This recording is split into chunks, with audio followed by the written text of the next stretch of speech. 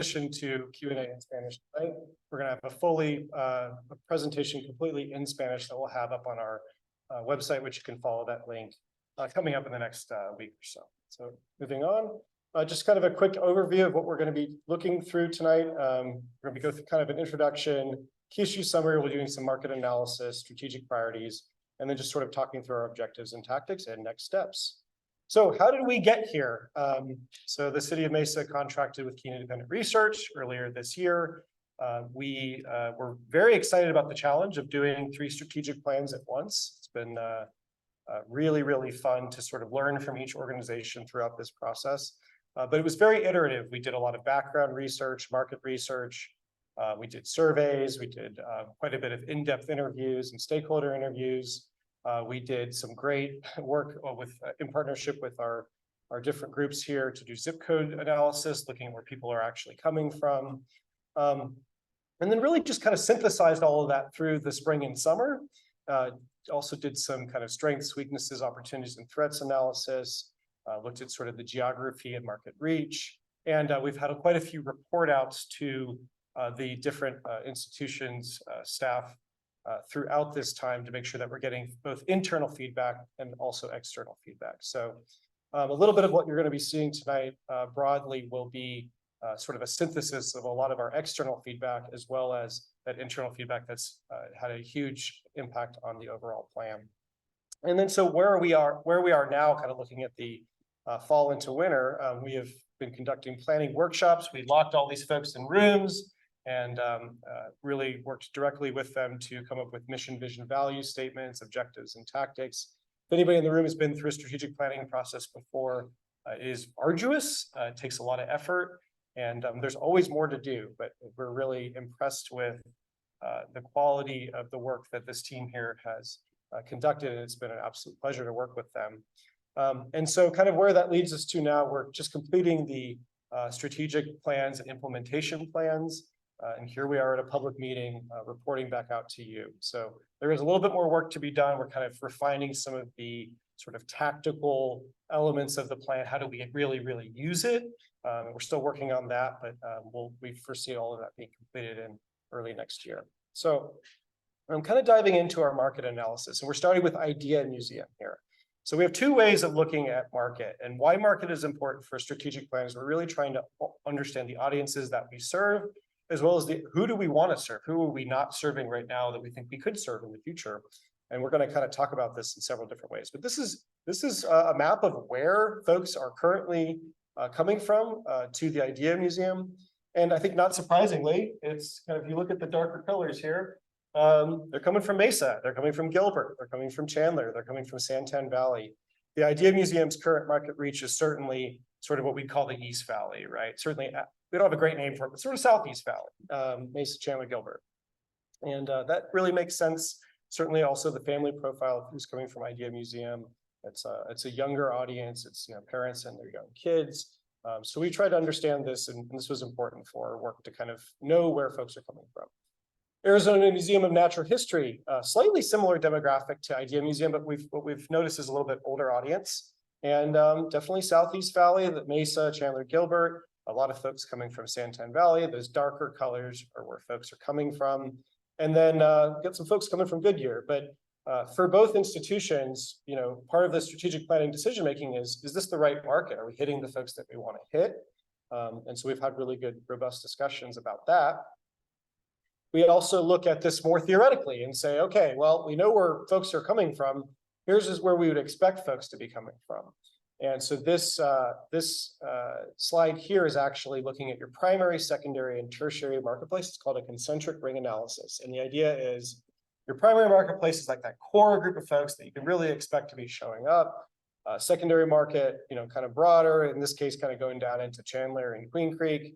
And then tertiary market, in this case, kind of a 30 to 45-minute drive time, the entire metro area. We know we're going to get some folks for both i.d.e.a. museum and AZM&H coming from the entire metro area. We probably have some tourists coming too. But overall, we're just sort of looking at the carrying capacity, the overall population, and we're looking at what is the inventory of assets for the community. So you kind of see on this map a bunch of blue dots and green dots and orange dots, and that's because we mapped all of the different types of assets in the metro area that are related to Arizona Museum of Natural History and the i.d.e.a. Museum. And we're kind of looking for, is there a lot in one area? Are we oversaturated in Mesa? Is there too much? I think overall we feel like there's a good mix, and certainly both institutions are well positioned to serve that East Valley, Southeast Valley. Looking at the Mesa Art Center, which is just a little bit different, and for those of you that are not aware, and I should have explained i.d.e.a. Museum and AZMNH as well. So i.d.e.a. Museum is a more children's focused museum. Arizona Museum of Natural History is more natural history focused. We're going to get into this more because there's some strategic planning components to that. But the Mesa Art Center is interesting because there's both a contemporary art museum in it, as well as there's art classes offered there. And then the big kind of what it's known for is the major productions of theater both internally and externally produced, as well as there's quite a few different local organizations that use Mesa Art Center. So the Mesa Art Center is sort of several different things, but we expect their market to be a broader reach, particularly with their performing live series, some of their kind of bigger acts coming through. And it's really seen here where we have a little bit bigger reach throughout the Phoenix metro area, but it's still very East Valley focused. And so there's probably several reasons for that. And then same kind of theoretical mapping. This is definitely, as we kind of look at the inventory of Phoenix for arts and cultural assets, we see quite a bit of distribution of event and performance spaces located in downtown Phoenix. And then there's, Tempe Center and Chandler Center and Scottsdale Center. But the Mesa Art Center is really the big fish when it comes to arts and cultural offerings in the East Valley. So it's important to understand, market area and positioning here. And so that's why we do this work. We also want to see in all of our work, are you growing? Are you getting smaller? Sometimes we have to have hard conversations with clients about, hey, your market's getting smaller. We might need to talk about whether it makes sense to invest in infrastructure, or do we need to sort of focus on what we have? And the good news in Mesa is you're going to grow a lot over the next 30 years. This is one of the largest cities in the country. It's certainly within the top 50. I forget the exact number as of today. But you're just going to keep getting bigger. There's still places to build. There's still places to increase density. And that's going to increase demand for all the arts and cultural offerings that you have in Mesa. So these are sort of good things as we're thinking about the future. We need to be able to strategically absorb increasing demand. We also look at that demand increase by age. So you'll see, in general, Mesa is not, some cities sort of have a bubble where there's like a lot of folks in like one particular age group. What we're seeing by 2050 is pretty much growth at every single age group. So people are, they're coming to Mesa, they're living in Mesa, they're spending different parts of their life in Mesa. And we're particularly seeing a lot of growth in the kind of age 55 plus up into 85 plus. And one of the things we are counseling a lot of our clients on right now is you really have to think about all of these demographics, right? And the great thing is you have an inventory that can take care of kids that are 4 and take care of seniors that are 85. And so that's a really important thing for cities to have a portfolio of assets. And Mesa does have that. And that's going to continue to grow when it comes to demand in the coming 30 years. So the top numbers are the 2021 demographics by age, the bottom are 2050. And it's all very positive. So, okay, what do we do with all this information? We do demand forecasts. So these are unconstrained demand forecasts. And what the numbers basically show are how many people are just going to come and participate per year, assuming there's really no constraints, right? And so not surprisingly, things like film and live music are at the top. You're seeing, a significant amount of demand for those offerings. And then, some of the more kind of niche arts and cultural offerings, such as ballet and opera at the bottom. But the good news is we're seeing significant growth in all categories.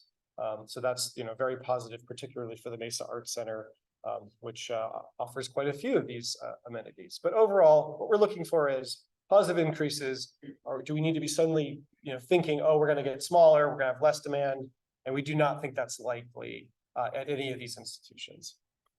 So we did a large community virtual workshop survey, and some of you might have participated in that. And we want to just kind of go through some high-level results from that as well to sort of inform some of the conversations we're going to have tonight. Before I do that, I'm just going to pause here at the market analysis. Does anybody have any questions about any of the information presented thus far? And feel free, if you're in Zoom, you can throw something in the chat. I assume you can see the chat, Manny. Yep, great. Okay. I can talk about maps all night, so just let me know.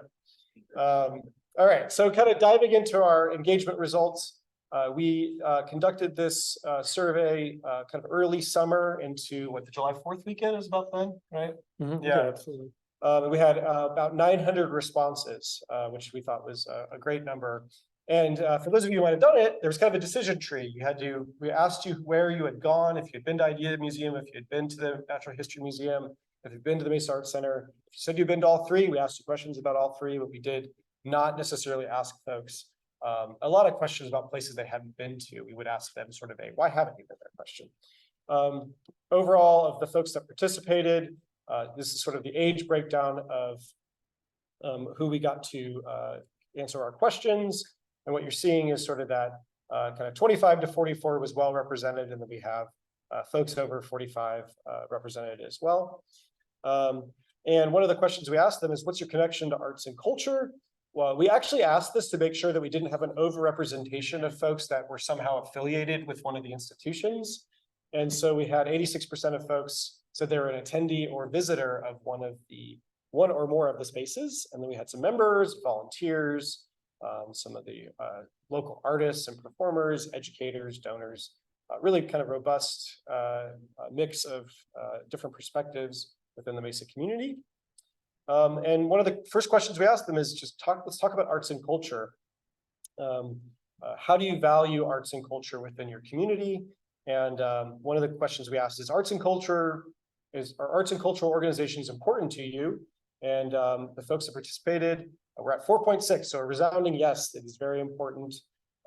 5 is a strongly agree. So the folks that participated said they strongly agree that arts and cultural organizations are important. And does it enhance the Mesa quality of life? That was strongly agree. We asked about science learning. Is that something that's important? That was very important to folks in Mesa. And kind of working down this list, I think one of the ones we were trying to figure out was, does the city have a role in supporting arts and culture? The city has invested a lot in supporting arts and cultural offerings over the years, and Mesa residents told us yes, the city of Mesa has a role in supporting arts and culture. So there's tons of information that we're not going to share tonight, but just sort of a broad overview. But digging in just a little bit into the i.d.e.a. Museum, we asked folks if they attended the i.d.e.a. Museum, and about 33% of our participants had gone in the last year, and then 35% had never attended. So that's really great to see folks that were very familiar and very unfamiliar. And we asked folks, why haven't you come? And we heard not a good fit, time, I wasn't aware of the i.d.e.a. Museum. We heard about cost, a little bit about childcare. But let's just talk about not a good fit, because you're going to see that one in a couple different categories. Not a good fit can mean a lot of different things, but if you've been to the i.d.e.a. Museum, you may, if you don't have younger kids, there may not be necessarily an experience there that's designed and tailored for you. So each one of these institutions has sort of a target market, and we're not surprised that folks might say with any of the institutions that it's not a good fit, or they may just not necessarily like going to museums. So I find that interesting. Rating overall experience on a scale of 1 to 5, 1 being poor, 5 being superior at the i.d.e.a. Museum. 51% of folks gave a superior rating, 31% gave a good rating, and then we had 18% of folks gave it a 3 or below. Very few folks gave it a 1. That's good news. And then what is the target market? What age group is the i.d.e.a. Museum best serving? And this is, I think, one of the key insights from the work was kind of highlighting who's the i.d.e.a. Museum for. And what we saw was sort of with a resounding kind of level of rating that folks were really pointing out that the i.d.e.a. Museum is for children 0 to 8, and then 9 to 12 a little bit, and then we start to see a real drop off as we get into the teen years up into the adult years. So we sort of drilled down in this, and we were hearing that the adults sort of see the value of the i.d.e.a. Museum and the experiences their children have. And we thought that was really interesting. So let's look at AZM&H, 60% from the last year. 15% had never attended.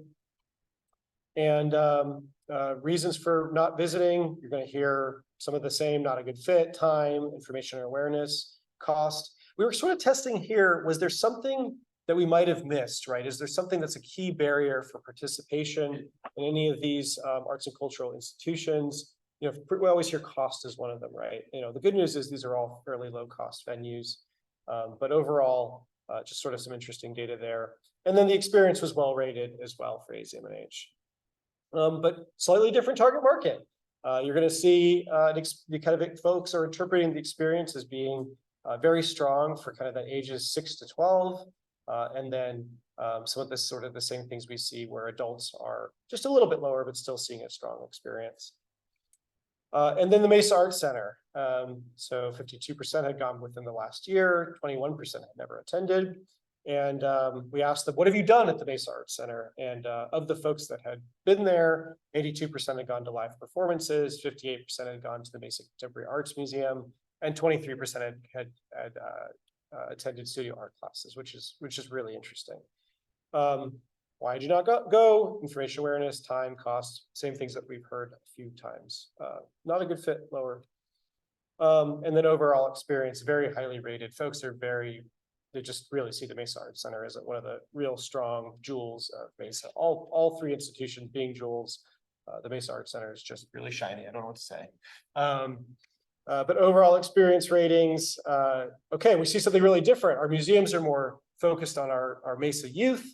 The Mesa Arts Center, we're seeing really strong offerings in the kind of adult demographics, you know, with the strongest being 65 and above. So this goes back to that sort of inventory and portfolio of assets.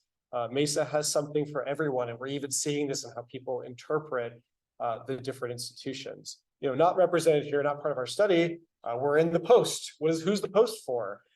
Who's the Convention Center for? Who's the amphitheater for? They all serve a little bit different demographics within Mesa, which we find interesting. So just to pause there for some of those engagement results. Any questions on any of these or any further insights you'd like us to kind of drill down into? Yes. All three of those, this accessibility of three people responding at it. I think we have. Yeah, so good question. Accessibility sometimes can be challenging to define, right? We definitely had some comments about accessibility from the standpoint of making sure that the facilities are very accessible for folks that may have mobility impairments or some sort of other challenge. We also, I think have heard about parking. We've heard about some of the things that are not surprising. Just about every project, everybody talks about parking as a challenge. But generally, I think we didn't hear some particular significant concern that required, immediate addressing, right? But I think you'll see within each of the strategic plans, accessibility is addressed as something as a priority and goal for each of the organizations. So to continue to be on the kind of leading edge of. Question in the back. The percentages of how we respond. Yes. Right. How does that scale up to people who have used the facilities, number one, and number two, for the general population? Yeah, so it's a great question, sort of a methodological question. This was you can participate or not participate level survey. So we did not do something that is like, you could hire a polling company, right, and have them just do a panel. So it's one tool in our toolbox for making sure that we engage folks, but I would not call it statistically significant. If you participate in this, you are, probably more likely than most to have some level of engagement with the organizations. That being said, we took a couple different efforts to try to kind of broaden the population. And this may slightly answer one of the questions on Zoom as well. We did a couple sort of evenings of intercept surveys where folks that came into the i.d.e.a Museum, AZM&H, and Mesa Arts Center, we set up tables and we had folks sort of grabbing people and encouraging them to participate. And what was cool about that at the i.d.e.a Museum, and was it a free night at AZM&H too? Yeah, it was free night everywhere. I thought we got a great representation of folks that might not come on a paid night. So we had, what, hundreds of folks, you know, that were coming in for free. They brought their families. They might have been representing a point of view and perspective that's different than a paid guest. So that was exciting as well. But yeah, the survey is not statistically significant or anything like that. But you know, we build our stakeholder engagement from several different sources. But I will say it wasn't just one got posted on Facebook and that was it. We truly tried to go to folks where they were. There was also quite a bit of signage throughout Mesa and at some of the major festivals. So we were pleased with the overall participation. Oh, yeah. I should say, let's try to repeat the questions. That way we can have it for the Oh, recording. yep. The question was asking about the survey. My apologies, Zoom. And we were talking about whether it was statistically significant. What was kind of the representative sample? And we also have a question from the public here. It's, did you look into any, the Hispanic community and their awareness of the i.d.e.a. Museum? So specifically for the i.d.e.a. Museum, all of our engagement was conducted. There was opportunities for participation both in English and Spanish. We shared the virtual workshop survey broadly throughout the community and certainly targeted community groups that might represent the Hispanic population of Mesa. And such as tonight, we're making sure that we have engagement in Spanish as well. As far as specifically studying the Hispanic community in relation to the i.d.e.a. Museum, we did not drill down into that level of sort of granular detail, but it's certainly, I think it's certainly interesting. Anything else off the Zoom? No more comments, just the audience is having, the Zoom audience is having a tough time hearing the public questions. Great. So again. Yeah, my apologies for not restating Zoom, but we will make sure we do that. And Manny's going to remind me. Yeah. Okay, so moving on. So we're going to now talk about our draft strategic plan for the i.d.e.a. Museum. We're going to start with strengths, weaknesses, opportunities, and threats, and then we'll get into our mission, vision, and values. And kind of give you a quick opportunity for some feedback before we go to the next institution. And Jared here can certainly add further detail. So sort of summarizing a lot of the information that we gathered from the community, from our internal and external stakeholders, from the market analysis, from all of the different sort of data sources that we looked at. We came up with a SWOT analysis for the i.d.e.a. Museum that helps sort of guide our thinking when it comes to the strategic plan. So just sort of summarizing some of the strengths of the i.d.e.a. Museum as of today. That's kind of serving young children is a strength. There's a great team there. They're all amazing. I'm not just saying that, they're awesome. There's great interactive offerings, sort of a hands-on learning approach. Certainly everything we'd sort of hear about the best ways to teach is the practices that they're really preaching in that art-infused environment. The guests feel family-friendly and safe, which is really important. And they have a very collaborative approach and reputation for decision-making, for inclusion, for really respecting their staff and their stakeholders as well as their guests. Some of their weaknesses, we learned a lot about sort of the perceived lack of clear focus and mission and identity. It starts with the name. i.d.e.a. Museum means something different to everyone. It's an acronym. It's been something that's a real challenge. We heard a lot about community awareness. Folks don't necessarily know what the i.d.e.a. Museum is. They struggle to define it. Another weakness is sort of being able to act on new ideas. It takes a long time to make change. And the facility, it needs renovation. There's lots of conversation about that. It's kind of at a point where it needs some significant investment. And who is that audience? That's something that we really talked about a lot. And then I think you'll see consistently a weakness for just about every arts and cultural institution in the country is staffing and funding. There's always opportunity for more team and more resources in order to support that team.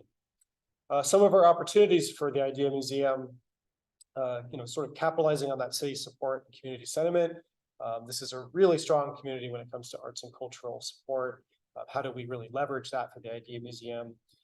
Expanding collaboration with other Mesa institutions and local partners. We had great discussions about, all of the amazing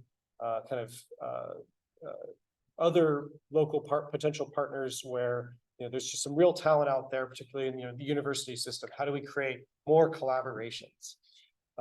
And sort of another opportunity to continue to and grow the service of Mesa's diverse population.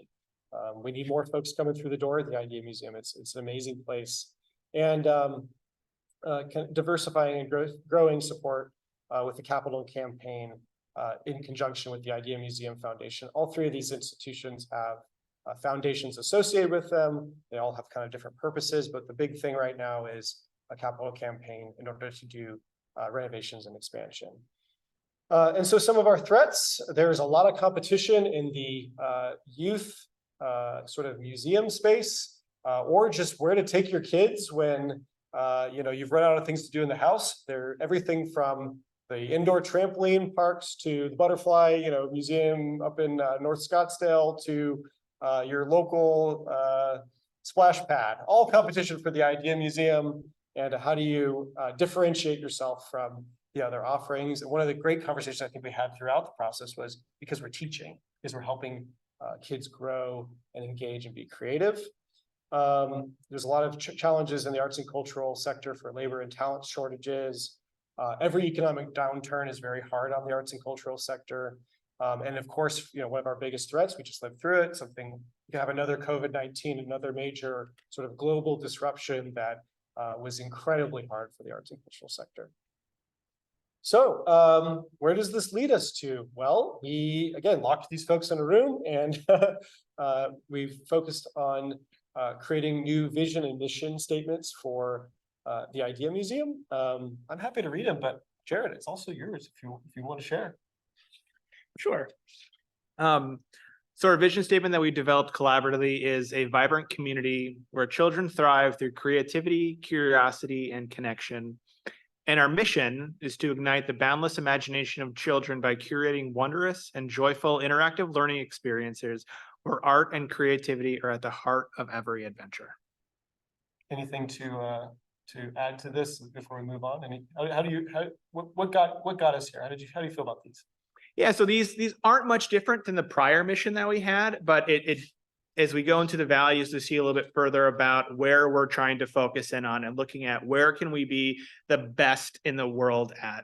And as you'll see, and when we get to our values, and you'll see in there, one, what differentiates us from a lot of the different competition, as Alex noted, is that we are an educational institution that focuses on art and creativity. We were founded in 1978 as the first and only children's museum that focused on art. And in our history, we've changed a little bit. We've gone in and out of that focus, but we are doubling down, saying that art is what we're all about, art and creativity, and looking at those experiences for young children and their families. So it's just reaffirming and helping us focus a little bit more with these vision, mission, and you'll see in the next value statements. And I think the key words that we had a lot of fun with were creativity and curiosity, and how do you really weave that into all of your work. So diving into the draft values. So the city of Mesa has, your city council has sort of directed the city to make sure that 3 values are sort of on top of everything, which are knowledge, respect, and integrity. They're on every single City of Mesa employee badge. So we want to be very mindful of the fact that there are values at the city level and then also the departmental level. The Arts and Cultural Department values diversity, service, equity, curiosity, empathy, and innovation. And so we take those first set of values and live them at each of our institutions, but we also have some specific values that are really tailored for our particular organization. So the i.d.e.a. Museum is guided by the following core values. Community, we seek to inspire a kind, supportive, collaborative, and creative environment within our community. Child-centric, we prioritize creating joyful and memorable learning experiences for children while engaging all generations that support them. Creativity, we value creativity and artistic expression while acknowledging their integral role across all learning disciplines such as science, technology, engineering, and math. And inclusivity, we foster belonging, increase accessibility and representation, and embrace diverse perspectives to ensure an inclusive and engaging experience for all. And I think the one that really stood out to me as we were doing this work was child-centric. That's a really strong value to say, we know who are we serving? We are serving the children of Mesa and engaging all generations that support those children. Strategic priorities for the i.d.e.a. Museum and sort of some theory on strategic planning. So you start with your mission, vision, values, and then you come up with some priorities. What are we going to do for the next couple of years? So in the case, our time span here is from 2024 to 2026. Jared has to direct his team to focus on specific priorities related to the overall strategic plan. And in addition to being a museum and everything that it takes to be a museum, the three strategic priorities that have been identified for the i.d.e.a. Museum are to improve quality and deepen experiences, strengthen and unify the organization, and enhance access and inclusion. And what you'll see in the final plan is quite a few objectives and tactics that help support each of these strategic priorities. But overall, the next few years, this is what the i.d.e.a. Museum is going to prioritize in their work. So pause there. Jared, anything to add and any questions from the audience? I think we can open the questions first and I can head in. Great. Anything from Zoom? Not yet. Great. Any questions on i.d.e.a. Museum's sort of strategic plan as it stands right now? Jared, anything to add before we move on? I think that the number one priority, although it's in the middle, is the most important: strengthening, unifying the organization, and that really is going to be what leads us down to improving and deepening our experience, enhancing access and inclusion. And as we look at access and inclusion, it's not just about making the museum less expensive for those who can't afford to come to the museum. It's about representation. It's about inclusion. It's about equity. It is a much bigger umbrella work that we have started on. And then when it comes to quality and deepening experiences, one of the big things that we're working towards at the i.d.e.a. Museum is a renovation that Alex had mentioned. So we have multiple phases to that. But as we develop that, really is through this lens of this new mission, vision, and values to focus on those young children and their families. We have a question from Zoom, Jared. Are you going to expand into older children as far as your kind of market? Yep. So our focus, as noted, is going to be in that 0 to age range. We acknowledge that there are going to be families that come into the museum with children up to age 18. We have children of all ages that come to the museum. But when it comes to what can we do best, how can we serve the community best, it really is going to be focusing on that ages 0 to 8 range. But as we develop some of these experiences, we always think about how can we layer them to enhance educational experiences. Maybe if we have a 12-year-old or a 15-year-old, but really our bread and butter and who we can serve and continue to serve and who can serve better really is that 0 to 8 age range and the families that come with those age ranges. Thank you. Okay, moving on. So now we're going to talk about the Arizona Museum of Natural History and their draft strategic plan. So just a kind of quick SWOT analysis for AZM&H. Some of the strengths, the paleontological, I have to practice that word every time, collections, research and brand identity. If anybody's in the room has not been to AZM&H, it's just absolutely amazing. The collections are incredible. Their interactive experiences, family friendliness. They have a great team there as well. It's really strong leadership. There's been a lot of investment in building a strong leadership team there, including some new hires, right? And tribal relations is really important in Arizona, making sure that there's very strong partnerships with the tribes of Arizona, and their accessibility initiatives, making sure that everybody feels welcome and has a seat at the table at AZM&H. Some of their weaknesses, you might see some themes here. The building is old, and it has had many different lives. There's an old jail in there because it started as I can't remember what the original facility was. What was it? Some of the static or out of date exhibits, perception as a museum for children, limited outreach and engagement, limited science research and collection care resources. And then you see that resources word again: staffing, funding, arts and cultural organizations always can use more support. Some of the opportunities, again, capitalizing on city support and community sentiment. There's a lot of advantages to being part of the city when it comes to these arts and cultural institutions. There's a lot of sort of support built in there. How do we keep capitalizing on that? You're going to see collaboration again, some of these themes from the other SWOT analyses. Being relevant by connecting natural history to current topics and being a valued place for understanding the area's indigenous and diverse cultures. Serving Mesa's diverse and growing population. I think this one's really exciting. Owning being the state's natural history museum and a state and federal repository. We might not, some people don't know this. There's no other natural history museum in Phoenix competing with Arizona Museum of Natural History at the level that they're at.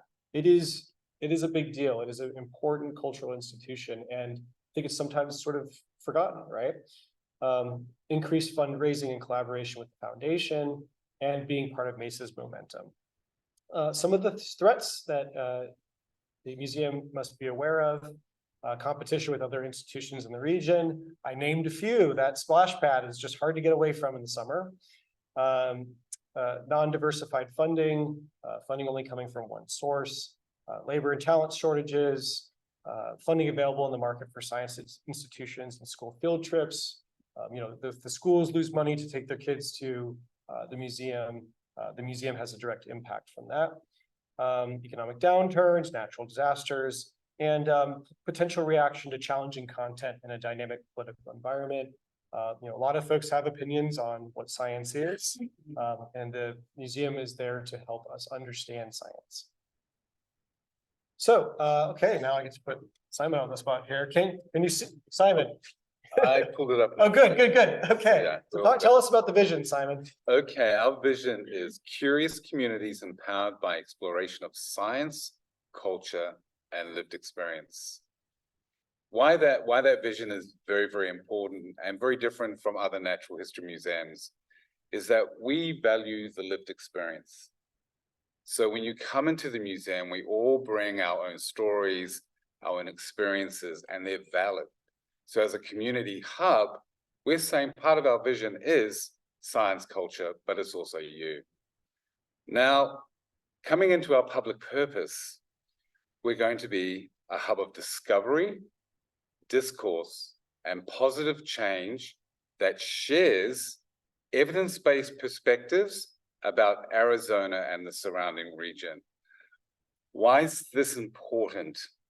It's important because we are a hub for our community, and we're a science research facility with scientists, with collections, and it's about discovery and curiosity. We're also about a place where we can have a safe conversation about the things that matter to us in the world. Because we talk about our physical environment and our cultural environment, we need to be a hub of discourse and discussion for everybody. The other part of this is we would like to empower people to go out and have a positive impact in their world.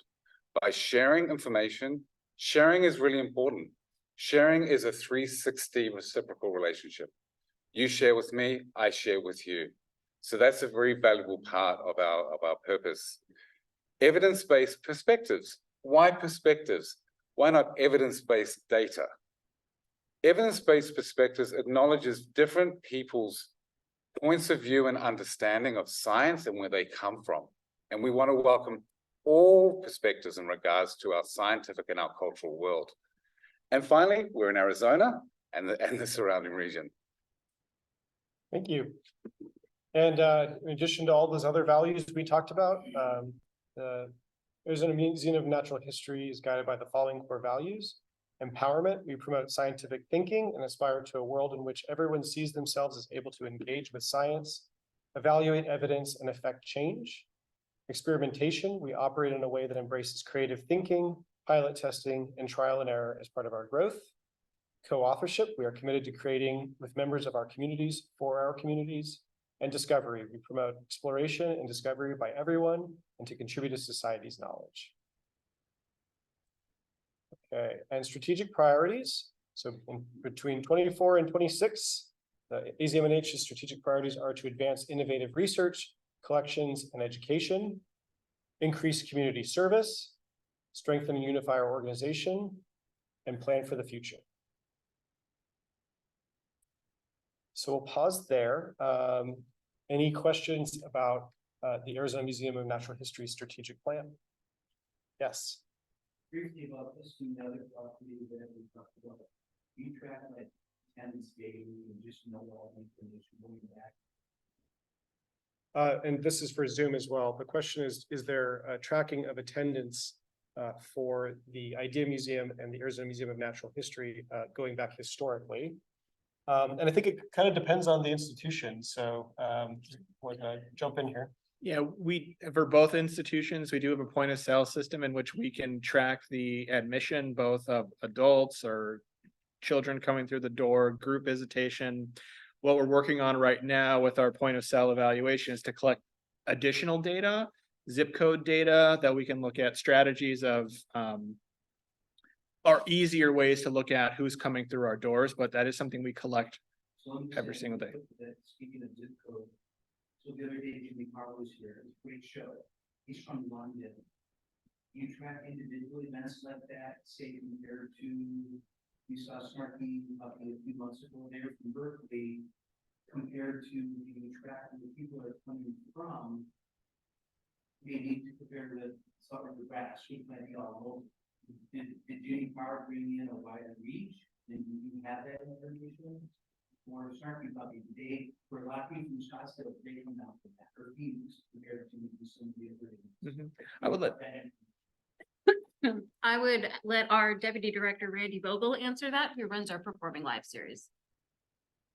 Randy, come up here so you can get picked up by the mic. Sorry. So there's a clarifying for our Zoom folks. There's sort of a clarifying question here about whether the Mesa Arts Center is looking at specific attendance data based on programmatic. That's actually a really great question, and we're constantly looking at information like this. We have the capabilities of doing exactly what you're asking. So we will look at the number of people per chance that are coming in from out of state for a show. So we're able to pull that information out. We're able to identify when we book another show like Jimmy Carr that we can target that audience again also. So we're continually using that data to serve as a support for promotion and marketing and booking shows for the season. And it's so just a final point on this before we're gonna go right into Mesa Arts Center here after we finish up with Arizona Museum of Natural History. Each of these institutions has several different focuses. One of them is really enhancing the quality of life for Mesa residents. So, all three institutions focus on the enhancement of quality of life, giving you access to arts and cultural offerings. Each of them also has an economic activity generation component. And so what you're kind of discussing is, somebody comes in and big folks are flying from all over the country to come see them at the Mesa Arts Center. There's both a quality of life component for Mesa residents there because they might want to see the show, but there's also economic activity generation broadly if you're drawing in folks from the metro area or beyond, right? So it's a great point that all of these organizations impact Mesa in many different ways. One of them is just improving quality of life. One of them is in generating economic activity, providing scientific research for the region. I think that's one of the really exciting things about the portfolio of assets here is they do a lot and they serve many different functions. Before we move on, the Arizona Museum of Natural History does serve our community and our needs. So about 6 months ago, Superintendent Dr. Flawless came to us saying, we need you to help with science literacy. So we're known as a dinosaur museum for younger families and so forth. Every natural history has that dual-edged sword. It drives huge attendance, but at the same time, we're more than that. So currently what we're doing is we're developing a lot more science curricula to go out to youth and adults, specifically the high schools. And we're sending our education programs out to where the need is, because there is a need for science literacy. We're also working with the libraries on this as well. So part of the city of Mesa and the AZMNH is to serve our community's need. And since we hold that science function and we invest in that, we're using it for where it's needed most in our community. And that's where we will continue to go, as like Jared said, in regards to equity and inclusion as well, with multiple programs sharing the resources of the city with the community that we have. So yeah, that's a key part of our sort of purpose moving forward.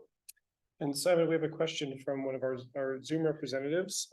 How is the AZ Natural Museum reaching out to Hispanic communities? Well, we are doing a much better job actually over the past few months. We just opened a brand new mammal installation where we talk about mass extinction over 10,000 years ago of the megafauna. We made that bilingual. We also preference Spanish in that exhibition. We've currently and fantastically just hired our new curator of anthropology, Dr. Ismael Sanchez Morales, a highly acclaimed young scientist from Mexico City. We're heading into developing adult science programming for various communities through the library, of which one we're proposing to be in Spanish. This is something we could do better, and we will continue to strive to do better as we move the museum forward. Thank you. All right. Okay, Another question. Question in the back, yes. Somebody said they didn't know that building. Oh, yeah, I know there's a jail and it was police headquarters or, Police department yeah, and the jail. and the jail And the city court. and the city court And the public. and the public library. Jail and library, okay, all right. Well, you had something to, okay, good, okay, good. A former representative of the jail, perfect, okay. Okay, moving into the Mesa Arts Center draft strategic plan, which I know for a fact doesn't have a jail cell in it. But there are some like locked up cabinets with a lot of booze in there, so. I can send you to jail if you don't behave. The Mesa Arts Center SWOT analysis. So some of the strengths, reputation. This reputation is very strong throughout Mesa and the region. And the Mesa Arts Center is renowned at a national level as well. If you go to a conference, an arts and cultural conference, you talk about the Mesa Arts Center, people know who you're talking about. High quality events, programs, and art offerings, a variety of programming, including culturally diverse offerings, impressive facility and campus, a strong leadership team and staff and amazing volunteers. Off-site offerings are strength, community outreach, and being part of Mesa's momentum. Some of our weaknesses at the Mesa Arts Center: staffing capacity and limitations relative to level of initiatives, big ideas, but can we pull them off? Facility and campus design, wear and tear and space limitations. It is a big asset that has to be maintained in order for it to continue to have its impact. Affordable access. Some of the shows there are very expensive. Appeal and accessibility for children and families. We saw the target market. Folks think it's for older adults. Studio class capacity limitations. From what I hear, studio classes sell out within seconds, and you only have so many studios to program. Awareness and focus on certain assets, particularly the Mesa Contemporary Arts Museum, and a perception as a place that is best for seniors age 65. Opportunities, capitalizing on that city support, aiming bigger, becoming a premier destination for high-profile acts and artists in Arizona, serving Mesa's diverse and growing population, featuring local artists and performers even more, expanding collaborations with Mesa's other arts and cultural organizations, such as ASU and Downtown Mesa Association, pursuing those fundraising opportunities, and being part of Mesa's momentum. And some of the threats: there are competitors in the region. You've got lots of other performing arts venues, lots of other studios. There's a version of the Mesa Arts Center in several other places, though not at its scale. And who knows, maybe somebody will build something someday that will compete with the Mesa Arts Center and take away some of its competitive advantage with the 1,800 seat space. Some of that non-diversified funding again. We hear about dining and parking as a challenge sometimes in downtown, but every year it gets better. Labor and talent shortages throughout the arts and cultural sector, and then some of the other things we've heard: economic downturns, natural disasters, and reactions to challenging content and dynamic political environment. So with that, all right, well, you all can like, I don't know, you have to like go word for word back and forth. or Oh, something. yeah. Mandy, I got, you- all right. you're the genius behind it. So what do you got? So our vision is an arts ignited and inspired community. And our mission is to create meaningful arts experiences in Mesa for everyone. And I think an important point about the in Mesa piece is that, we are very proud to be owned and operated by the city of Mesa. And the fact that the citizens of Mesa chose to tax themselves through a quality of life tax initiative to build that big, beautiful art center. So we are here as an asset that you've mentioned many times, as an economic development driver, as a community resource.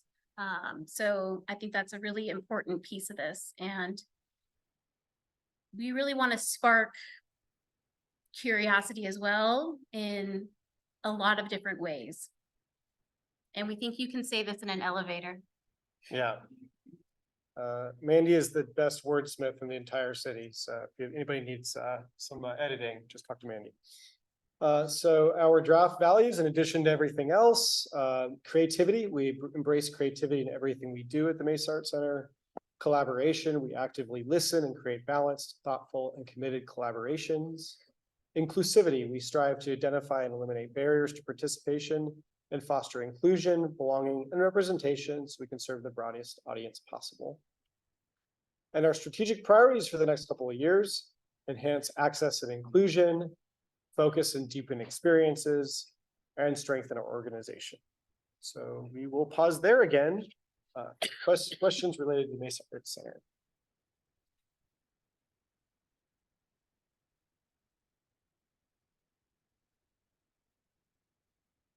Okay. I think kind of our perspective as the consultants looking at all of this, there's a lot of work to be done with all of these strategic priorities for each of the organizations. These are big. And you all have a lot of work ahead of you, but I think it's really exciting that each of the organizations has taken on, major challenges to prioritize for the coming years. So I just think it's really exciting. And we're really pleased that all three of the institutions have quite a bit of alignment for the things they want to work on, such as enhancing access and inclusion, something we mentioned earlier. Cool. Okay. So next steps, where are we now? Where are we going? Anything on Zoom? Nope. Okay. So December to January, we're continuing to synthesize staff and public feedback, including comments from tonight. We are completing the implementation plans. We have all those objectives and tactics and the real, detailed level. How do you get this done? We'll be completing the draft strategic plans and supporting information, and then finalizing the strategic plans and supporting information in early 2024. And then they'll become a public document. You all can review them and see how they might impact your specific organizations or perspectives in Mesa. And then we just want to reiterate how you can get involved. We're definitely coming to the close of this work. We do have a project website, which is at keenanindependent.com/Mesa2023. We have a study hotline, which is available at 480-485-8909. And we do have an email address at Mesa2023@keenanindependent.com. And you can scan that QR code, which takes you straight to the study website. And we do have this information available in Spanish as well on this page. With that, we'll just want to say thank you. It's been an amazing process working with all of the team at each of the Mesa institutions represented at this table. These are great organizations. We're so impressed with them and very thankful for their participation in, I think, a collaborative process. And we thank all of you, those in the public that participated by coming to meetings and doing surveys and, however you've gotten to be a part of this. We really are trying to create plans that are reflective of the needs of Mesa and its community. And hopefully we've gotten there, but just want to thank everybody at this table and in this room for the participation tonight and throughout the year. So with that, other questions, comments, thoughts? Yes. So you can follow up the table. You can look at the website.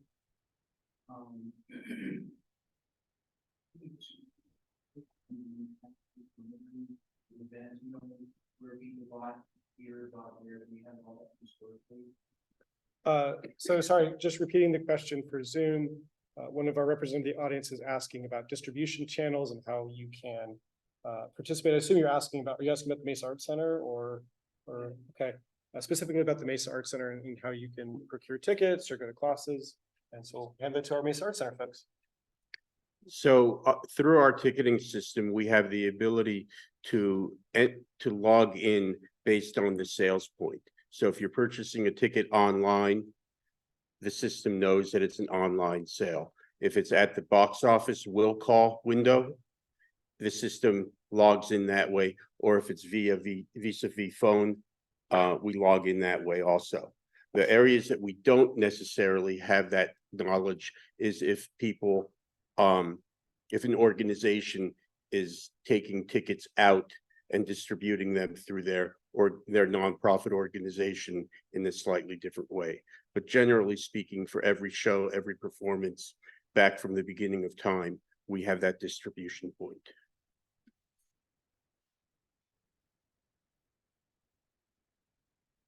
Question there? Yeah, this is the overall process. You mentioned that all three organizations are doing this at the same time. You know, use the block, right? All part of the city is trying to do it all. What was your perspective on this?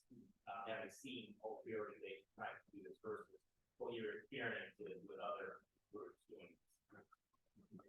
Oh, there's certainly a benefit. So the question is, what was it like to do a strategic plan for 3 institutions at the same time versus doing them in kind of individually for each institution?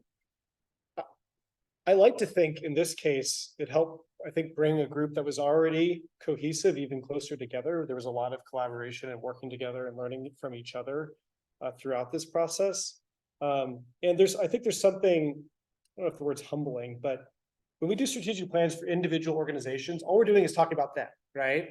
But when you're looking at 3 separate institutions, now we're talking about all of us. And it's not so much about how great we are, it's how great we are together. And I think that was something that was a lot of fun through this process, is sort of seeing and kind of exploring those opportunities for future collaborations and, you know, kind of where do we overlap, and also where do we not overlap? We want to make sure we're, you know, part of that inventory. We're serving the young kids, we're serving the families, we're serving the adults, and that's okay, right? And sort of figuring out where the opportunities and overlaps for collaboration are versus, okay, what is our lane? And I think that was exciting as well. Unique process. I would say it's fairly unusual to have a strategic planning process where you have several very different institutions involved.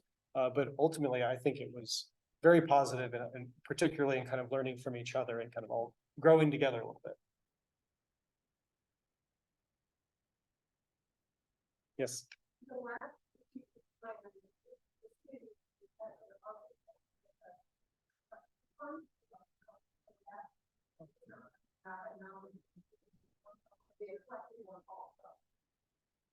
So the question is, will there be a collective strategic plan, I would assume, for the Arts and Cultural Department versus the individual institutions? I will answer this and then I will hand it to i.d.e.a here. One of our points of perspective, they do have a plan. It's not quite as, it doesn't have the level of detail that our plan will have.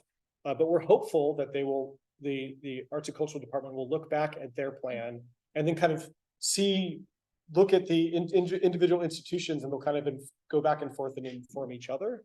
But it's a great point. It was something that we, as we're going through this process, said, you know, it'd be nice to have touched that plan too. i.d.e.a, anything to add? Yeah, no, that's absolutely correct. About 2 years ago, we went through this process internally as a department and redid our internal department-wide strategic plan. One of the items on that strategic plan was to do the work that we've been doing over the past year, to do individualized strategic plans at each of our institutions. So more broadly, the department-wide strategic plan focuses on broader organizational initiatives to strengthen organization internally pretty much.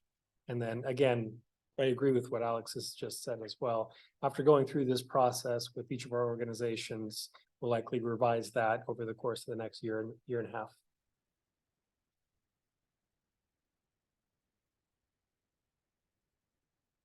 Yes, another question. Okay.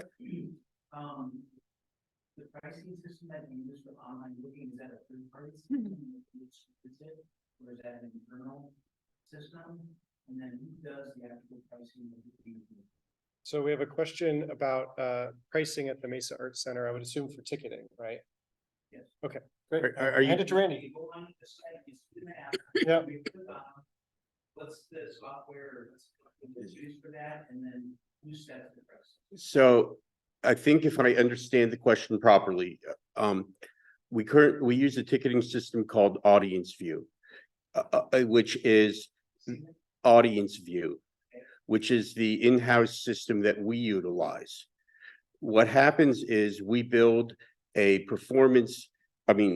performance hall into the system. So our ticketing system has the i.d.e.a. Theater, the Farnsworth Studio Theater, the Nesbitt Elliott, and the Piper Theater, all in them. When we are booking a show or putting an offer in for a show, we basically build the house based on whatever configuration we think would be best to sell the show, whether it's a four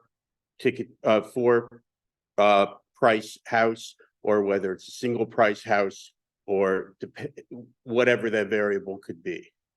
That is done when we build the offer. So based on previous history, we know configurations that work, but if we're trying to tweak a deal for to make it fit into the building and with the artist fee that's there, we build it out, and ticket prices based on the variables of artist fee, expenses related to the show, marketing costs, and then some other variables that the artist might throw in for VIP meet and greets and things along those lines. Did I answer the question properly?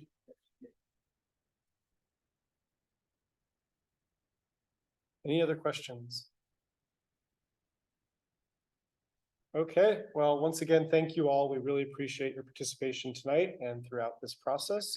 And we look forward to seeing how the strategic plans get utilized. So thank you. Thanks very much. Thank you. Thank you.